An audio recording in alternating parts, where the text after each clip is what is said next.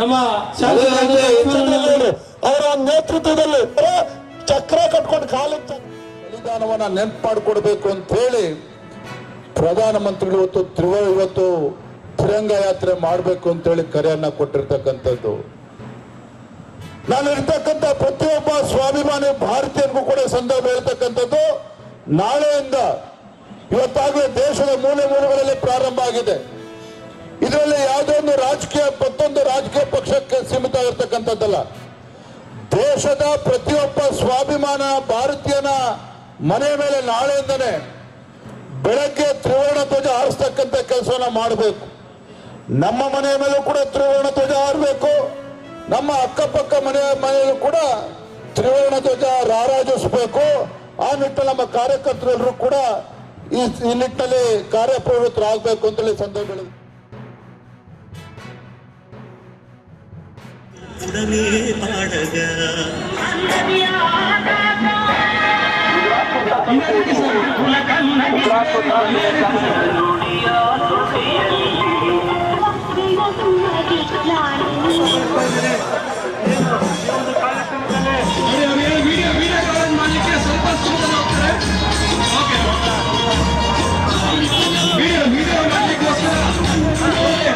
ಅವರು ಕೂಡ ನಾವು ಸ್ವಾಗತವನ್ನ ಕೊಡ್ತಾ ಇದ್ದೇವೆ.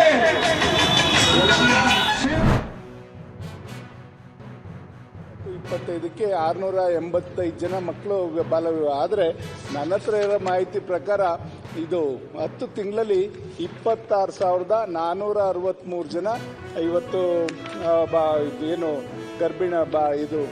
ಬಾಲ ಗರ್ಭಿಣಿಯರಾಗಿರ್ತಕ್ಕಂಥ ಮಾಹಿತಿ ಇದೆ. ದಯಮಾಡಿ ಆ ಮಾಹಿತಿನ ತಾವು ಪರಿಶೀಲನೆ ಮಾಡಬೇಕು. ಜೊತೆಗೆ ಜಿಲ್ಲಾವಾರು ಕೂಡ ಇದೆ ನನ್ನ ಹತ್ರ.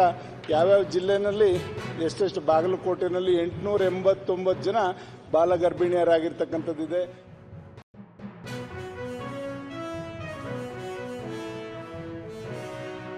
ನಿನ್ನೆ ನಾವು ಬಾಲ್ಯ ವಿವಾಹ ವಿಧೇಯಕವನ್ನು ಸದನದಲ್ಲಿ ಮಂಡಿಸಿದ್ವಿ. ಕಾರಣ ಇಷ್ಟೇ, ನಮಗೂ ಕೂಡ ಭಾಳಷ್ಟು ಕಾಳಜಿ ಇದೆ. ಅದರಲ್ಲೂ ತಾವು ಒಂದು ಪೇಪರ್ನಲ್ಲಿ ವಿಜಯ ಕರ್ನಾಟಕದಲ್ಲಿ ಬಂದಿರುವಂಥ ಒಂದು ಅಂಕಿ ಅಂಶಗಳ ಇದನ್ನು ನನಗೆ ಕೊಟ್ರಿ. ಬಟ್ಟು ನಮ್ಮ CWC ಅಂತ ಇರುತ್ತೆ, ಮಕ್ಕಳ ರಕ್ಷಣಾ ಸಮಿತಿ ಅಂತ ಇರುತ್ತೆ ಪ್ರತಿಯೊಂದು ಜಿಲ್ಲೆಯಲ್ಲಿ. ಅದರಲ್ಲಿ ಬೆಂಗಳೂರಿನಲ್ಲಿ 4 ಇದೆ, ಯಾಕೆಂದರೆ ದೊಡ್ಡ ಜಿಲ್ಲೆ ಇರೋದ್ರಿಂದ. ಉಳಿದ ಜಿಲ್ಲೆಯಲ್ಲಿ ಒಂದೊಂದು ಮಕ್ಕಳ ರಕ್ಷಣಾ ಸಮಿತಿ ಅಂತ ಇರುತ್ತೆ. ನಮ್ಮ ಮಕ್ಕಳ ರಕ್ಷಣಾ ಸಮಿತಿಯ ಎದುರುಗಡೆ ಬಂದಂಥ ಈ ಬಾಲ ಗರ್ಭಿಣಿಯರ ಸಂಖ್ಯೆಗಳನ್ನು ನಾನು ಈಗಾಗಲೇ ತಮಗೆ 2022-23ರಲ್ಲಿ ಏನಿತ್ತು, 23-24ರಲ್ಲಿ, 24-25ರಲ್ಲಿ 685 ಅಂತ ತಮಗೆ ಉತ್ತರದಲ್ಲಿ ನಾನು ಒದಗಿಸಿದ್ದೀನಿ. ಇನ್ನು ಇದು RCH ಪೋರ್ಟಲ್ನಲ್ಲಿ ಯಾವ ಆಧಾರದ ಮೇಲೆ ಇಷ್ಟೊಂದು ದೊಡ್ಡ ಸಂಖ್ಯೆ ಬಂದಿದೆ, 26,000 ಅಂತಂದರೆ ಇದು ನಿಜವಾಗ್ಲೂ ಬಹಳಷ್ಟು ಗಂಭೀರವಾದಂಥ ಸಮಸ್ಯೆ. ಅದರಲ್ಲೂ ನೀವು ನನ್ನ ತವರು ಜಿಲ್ಲೆಯಾದಂಥ ಬೆಳಗಾವಿನಲ್ಲಿ 2,000 ಮೇಲೆ ಬಾಲ ಗರ್ಭಿಣಿಯರು ಅಂತ ಈಗ ಉಲ್ಲೇಖ ಮಾಡಿದ್ರಿ.